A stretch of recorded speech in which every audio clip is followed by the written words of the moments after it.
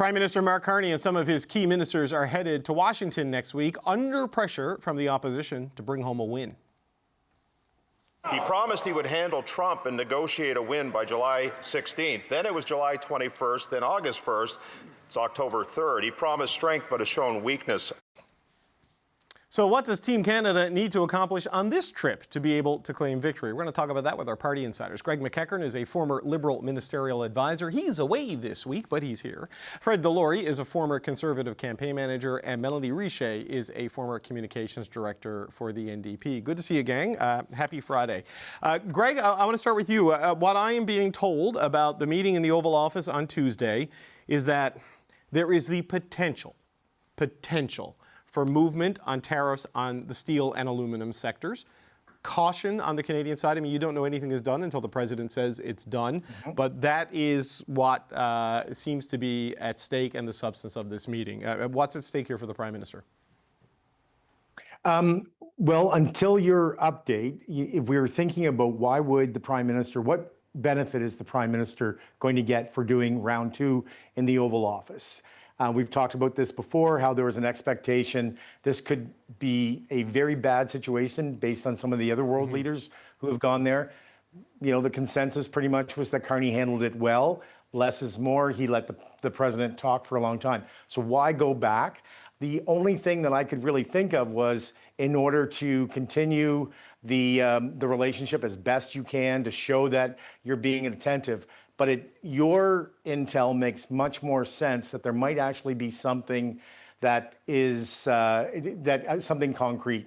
Right. Because if I'm working for Donald Trump, I'm starting to wonder, all these audiences in the Oval Office, he's everywhere. There's so much saturation of media. I think, his own people get exhausted for this. So, in terms of from a Canadian point of view, having something substantive is a lot better than sitting there and having to nod along for 45 minutes to an hour. So, Mel, I mean, when we heard about this, my thought was either something is close and the Prime Minister wants to go there to push it over the finish line, or it's jammed and he's going there to try to break it open. I can't imagine it's a world where the tariffs go back to zero, but maybe they go to something which then becomes the new reality, right? I don't know. I mean, what's your sense of what could be at stake here on Tuesday?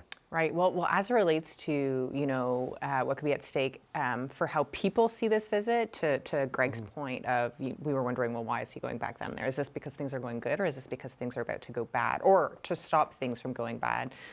It is obviously a good thing to send the Prime Minister down there and to have your guys say, here are the good things that we've been able to do. But if you were going down there and you don't have something good to say either while you're down there and when you come back, it elevates the risk a little bit of why do we continue to do this? Why do you continue to raise our expectations with this guy who's going to do what he's going to do no matter what? So it is the balancing act of, obviously you have to sit at the table and you have to have those difficult conversations to get anywhere. But every time that you do and you don't have something to deliver to people, I think the more folks start asking themselves, who did we vote for? Why, were you actually the man with the plan? And when are we going to start seeing it here? Because I think it was CBC that was reporting it. People are starting to feel that pain. So when people are feeling that pain more and more, and you have these meetings that don't necessarily lead anywhere, obviously I'm super hopeful that it does lead somewhere, but if you've got nothing to say, it's going to be hard to explain to people why you still have nothing to say. Yeah, I mean, Fred, they've gone from 0% to 25% to 50%, right, on steel, and you've got an industry that's bleeding out and looking for support to restructure. So Melanie Joly's presence was kind of a clue, right? She was there last time, but she was Foreign Affairs Minister. Now she's Industry Minister, so those sectors fall under her. I mean, what would be a good outcome for Mark Carney in this? It feels like any kind of good news, whatever percentage it is, feels like it could be at least a shift, like something's going the other direction for the first time, because it's been going that other way for so long. But expectations are high for Carney, and even expectations here, like CBC got this story or this rumor that steel and aluminum is being announced. Expectations are rising now. Now we're going to be expecting something bigger, not just breaking a jam, but some kind of an announcement. And that's part of the trick that the Carney government's got to deal with. It's expectation management. I think there's hope. I mean, anybody I've talked to in the Canadian government is really, but for them worried. To be but for them to be leaking it out, whatever way they're doing it, authorized or not, they're doing it, and expectations rise because of that, and they have to deliver because it's getting to a point. Why did we choose this guy? Right. Well, I mean, Greg, what's your response to that? I mean, nobody seems to be having a lot of luck with President Trump on this, right? I know the value proposition is that Carney was the best equipped to deal with him of the people on offer on April 28th. But, what would you need to see to feel comfortable about the political realities facing a Liberal Prime Minister in this moment? Yeah, gaming this out for what could happen there. I mean, the reality is if Trump is going to, agree to something, there would have to be a lot of work done on the American side, and that would have to work its way up to Secretary Lutnick and one of his infamous late night phone calls with the president and selling the president that this is a win for America. And so there's a lot of work that, in terms of the iceberg, there's a lot underwater here of, the bureaucrats, the diplomats on both sides of the border, along with people like Dominic LeBlanc. So in order for something like this to have happened, based on, the people that cover the White House quite closely in this relationship with Lutnick, and how key it is with Trump, there would have to, that is what I would want to hear on the American side if something is coming out. The Canadians may have decided that, okay, we need to remind the Americans this is why we're going. So it might be a little bit of a build it and they will come strategy. And then one weird fly in the ointment is that Lutnick said this week kind of the truth about the Epstein files. And he is off message with everybody else in the Trump cabinet. And so there is some speculation about whether or not this endangered him in that position. Okay, interesting. I don't know, Mel, if it's Lutnick who's going to convince the president or if Carney needs to do it directly, because you wonder about the broken telephone from Canada's position through Trump cabinet people into the Trump orbit, right? Because it's just the way that particular administration seems to operate. So I just, maybe it does take this leader-to-leader thing, because we know there is this parallel track happening where like LeBlanc talks to Lutnick and Carney talks to Trump. Yeah, right?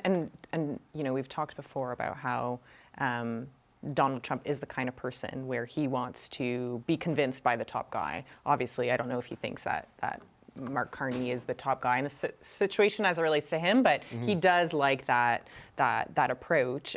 So I think that's good if it leads somewhere. But again, if I'm advising the Prime Minister, which I'm obviously not, you don't want to send your guy in unless you know you're going to have something to deliver, because every time that you do, you're putting him at risk that folks are going to start thinking what is happening. And we saw, a dip in public polling when the tariffs were removed on our end, and that hasn't necessarily picked back up as it relates to people's trust in Mark Carney to deal with Trump. Now, obviously, Donald Trump is Donald Trump, so I think that also factors into the fact that people don't know that, or don't necessarily trust that something good is going to come out of that because of who he is as a person.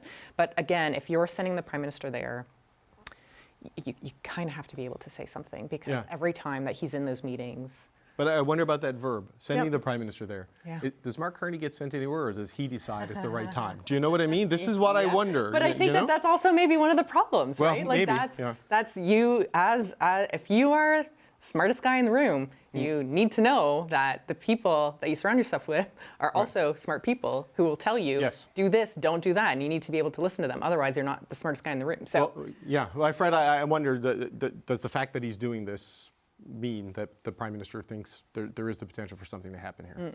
We have no idea. It could be things are about to really bottom out, and he's going to try to save it. We don't know. Obviously, you guys have picked up on something. CBC has, so there is something there, and hopefully that's where it's going. But we don't know, and that's the thing with all this. I know there was a story a few weeks ago about Trump and Carney text each other. And I put out a tweet about I can look forward 30 years from now when the Archives Canada give us those records so we can actually see what kind of conversation these folks have, because we have no idea. And it seems like we have two leaders, particularly on Carney, who's not like the old Prime Minister where you knew everything they were going to do because everything was really based on the announcement, not the policy. Carney seems very much focused on the outcome. And that's not a bad thing. No, I think it's how it should There's still operate. a lack of communication. Well, it was every time, former Prime Minister Trudeau would speak to a world leader, there would be a readout on it. That doesn't happen with Prime Minister Carney and his conversations with the president in particular. And he seems For good reason. Well, it blew up the relationship with Trump and Trudeau. Right, but I was whole going to thing make the went point. sideways. He seems to operate more like a corporate disclosure to shareholders, that it has to be of material consequence or something is actionable before he says it, right? And the fact that they say we're going to the Oval on Tuesday maybe suggests something. Because look, to add a bit more context to this, there was some trade talk optimism from Dom LeBlanc, one of the ministers going to Washington with the Prime Minister yesterday. LeBlanc was he is of course responsible for the U.S. trade file. He was asked about the status of talks with the United States. So take a listen to this. We continue to have conversations on the sectoral tariff. So nobody has yet suggested we fold it into the CUSMA review. We would hope that we might make progress before that. I'm not seeing Senator Harder a dead end in those conversations. Okay, so Greg, I mean, they're choosing their words very carefully there, right? Potential for movement on the sectoral tariffs before the big, broad CUSMA renegotiation, because if you wait for the big global trade issue, well, then you're living with the tariffs for 2 more years or whatever the negotiations take. So LeBlanc saying that yesterday, the announcement today, and then the potential for movement. I mean, read some tea leaves for us. Yeah, I think perhaps the Americans are aware that our Prime Minister is traveling the world, building new relationships, renewing old relationships, potentially working on deals. And we have this almost stalling tactic in the fact that we're covered through CUSMA on a lot of fronts. And, people have, I think everyone would agree, we have not been hit as hard as some of the other countries as a result of that. But that is time limited. And so while this is going on, besides our conversations with the United States, the leader of the Conservatives, opinion notwithstanding, we can see that Canada is trying to do outreach to other countries. On the American side, though, they may be running out of the performative, demonstrative sort of things. There was a big fail by the president and his Secretary of War / Defense when they did this. It felt like a strip mall TED Talk in front of a bunch of generals.